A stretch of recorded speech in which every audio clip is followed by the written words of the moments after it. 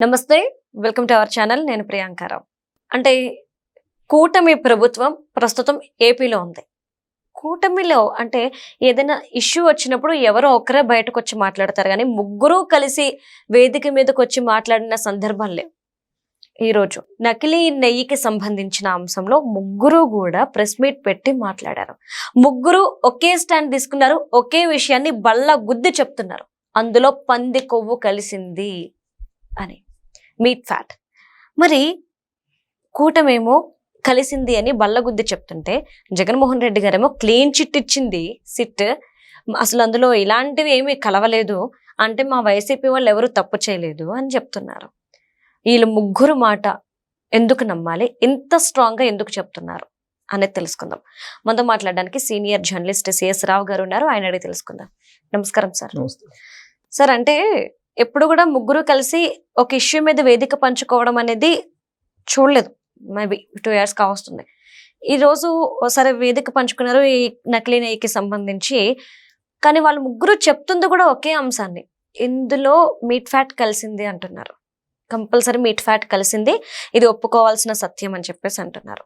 ఇంత స్ట్రాంగ్ గా చెప్పడానికి రీజన్ ఏంటి? ఎందుకు అంటే సిట్ ఇచ్చిన ఏదైతే చార్ట్ షీట్ ఉందో ఇందులో రేర్ అనే వర్డ్ యూజ్ చేసినప్పుడు ఉండొచ్చు ఉండకపోవచ్చు కదా, ఎలా చెప్తున్నారు ఇంత స్ట్రాంగ్ గా? ఇప్పుడు వాళ్ళు ముగ్గురు ఎందుకు వచ్చారు అని అంటే, అవతల వైపు నుంచి ఎలా ప్లాన్ చేస్తున్నారు అనేది రాష్ట్ర ఇంటెలిజెన్స్ కానీ సెంట్రల్ ఇంటెలిజెన్స్ కానీ ఒక రిపోర్ట్ ఇచ్చి ఉంటుంది ఖచ్చితంగా. నెక్స్ట్ ఏం చేయబోతున్నారని. ఇప్పుడు అక్కడ అపచారం జరిగింది. ఇది చంద్రబాబు నాయుడు గారు లేదంటే పవన్ కళ్యాణ్ గారు లేదంటే మాధవ్ గారు వేగ్గా చెప్పట్ల. ఎన్డీడీబీ ఇచ్చిన రిపోర్టు, ఎన్డీఆర్ఐ ఇచ్చిన రిపోర్టు, సిబిఐ ఇచ్చినటువంటి రిపోర్ట్స్, ఛార్జ్షీట్లో ఉన్నటువంటి అంశాలు, వీటన్నిటిని బేస్ చేసుకుని చెప్తున్నారు. ఏం చెప్తున్నారు? దీంట్లో దాన్ని కల్తీ నెయ్యి అందామంటే కల్తీ నెయ్యి కాదు, అబ్జర్వ్ చేయాలి. కానీ అది కెమికల్స్తో తయారు చేసిన నెయ్యి. అది దాన్ని ఏమనాలి అసలు? దానికి ఏం పేరు పెట్టాలి? అసలు అందులో నెయ్యి లేదు కదా. ఇప్పుడు పాలు లేకుండా, ఒక చుక్క పాలు లేకుండా నెయ్యి వచ్చేసింది, తెప్పించారు. ఎలా వచ్చింది అని అంటే రసాయనాలు కలిపి తెచ్చారు. కొన్ని సుగంధాలు, రసాయనాలు, రకరకాలు మిక్స్ చేసి దాన్ని తయారు చేశారు. దాన్ని ఏమనాలి అసలు? కల్తీ నెయ్యి అంటున్నారు. కల్తీ నెయ్యి కాదు, వైకాపా నెయ్యి. అది వైకాపా నెయ్యి.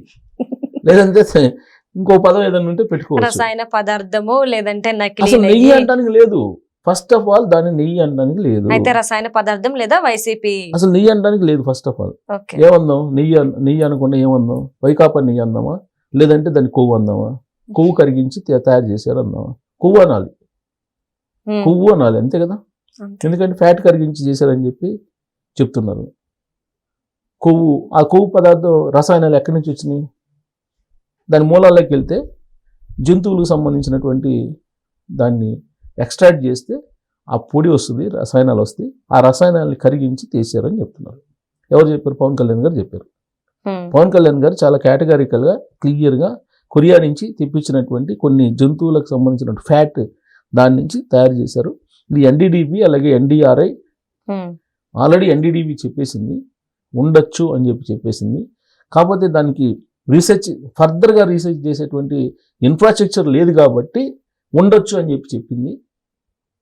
అలా అని చెప్పి ఉండొచ్చు అని చెప్పింది కాబట్టి లేదని నిర్ధారించలేదు కదా ఎక్కడ అని చెప్పి ఆయన అడుగుతున్నారు. సిబిఐ కూడా అదే చెప్పింది. సిబిఐ ఏం చెప్పింది? అక్కడ కెమికల్స్తో తయారు చేసింది అని అన్నారు. అంటే దాని అర్థం ఏంటి? కల్తీ లేదని కాదు కదా. అసలు నెయ్యి అనేది ఉంటే దాంట్లో కల్తీ అనొచ్చు. అసలు నెయ్యే లేదు కదా.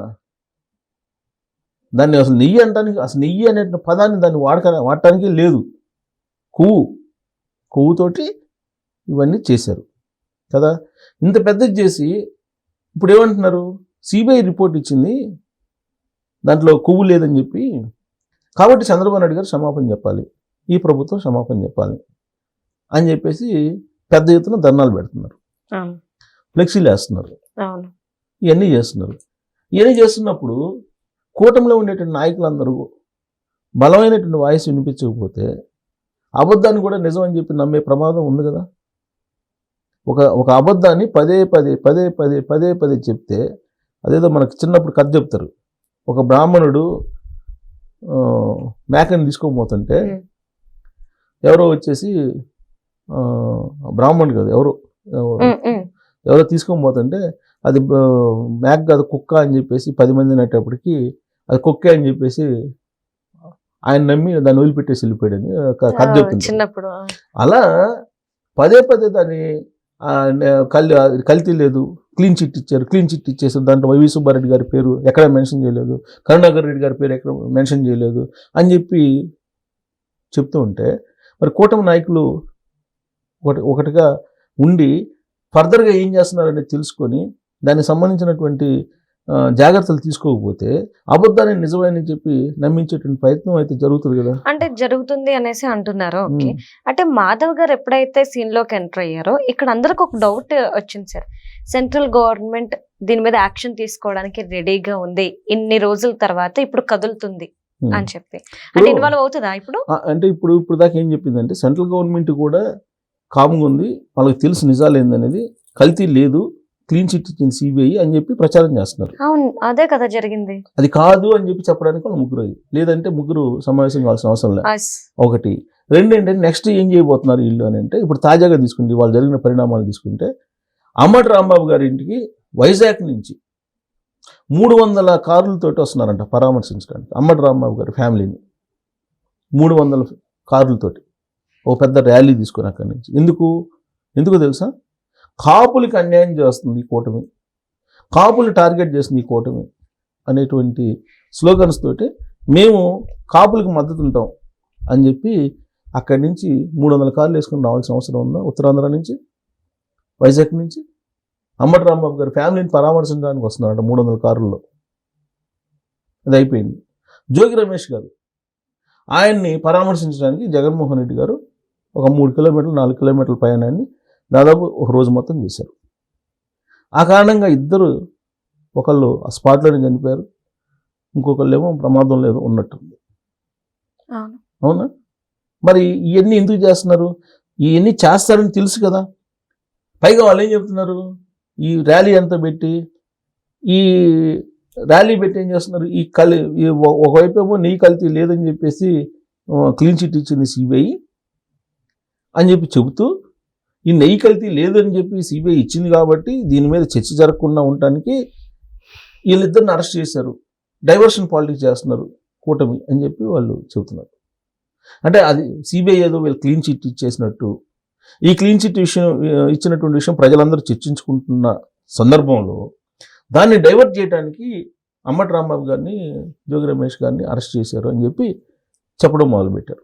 చెప్పడం మొదలుపెట్టడంతో పాటు కంటిన్యూగా గత 4-5 రోజుల నుంచి వాళ్ళ ఇంటికి పరామర్శకి వెళ్తే తప్పలే. పరామర్శకి వెళ్ళేటువంటి పద్ధతి వేరే ఉంటుందిగా. భారీ ర్యాలీ, గుంటూరులో భారీ ర్యాలీ తీసారా? జోగి రమేష్ గారి దగ్గరికి వెళ్ళడానికి భారీ ర్యాలీ తీసిన సందర్భంగా ఒక ప్రాణం పోయిందా? సో ఇప్పుడు మళ్ళా కారుల ర్యాలీ, రేపు ఎల్లుండి మళ్ళీ బీసీ సంఘాలందరూ కూడా మళ్ళీ జోగి రమేష్ గారి ఇంటికి ర్యాలీ అంట, కారుల ర్యాలీ. అసలు ఏం జరిగింది, దాని మీద కారుల ర్యాలీ ఏంటి అసలు అర్థం కావట్లేదు. అందుకే బహుశా నేను అనుకుంటే ముగ్గురు లీడర్లు సమావేశం అయ్యి, ఆల్రెడీ స్టేట్ ఇంటెలిజెన్స్ ఇన్ఫర్మేషన్ ఉంటుంది కాబట్టి ఇలా చేయబోతున్నారు వాళ్ళని తెలుసుకుని బలమైనటువంటి వాయిస్ వినిపించడానికి, వాళ్ళు చెప్పినట్టు కూటమిలో ఎలాంటి విభేదాలు లేవు, మేమంతా ఒకటిగానే ఉన్నాం, మా దగ్గర సిబిఐ రిపోర్ట్ ఉంది, ఆ రిపోర్ట్లో ఏమని చెప్పిందో మా దగ్గర ఉంది, ఎన్డీడీబీ ఉంది, ఎన్డీఆర్ఐ రిపోర్ట్ ఉంది, ఈ రిపోర్ట్లో ఇదిగో ఇది ఉంది అని చెప్పి ప్రజలకి వాళ్ళు ఏకకంఠంతో ఒకే మాటతో చెప్పారు. చెప్పి ప్రజలకు తెలియజేసిన ప్రయత్నం చేయమని చెబుతున్నారు అందరికీ. మీరు తెలుసుకోండి అని చెప్పి ప్రజలను చైతన్యం చేసే ప్రయత్నం చేస్తున్నారు.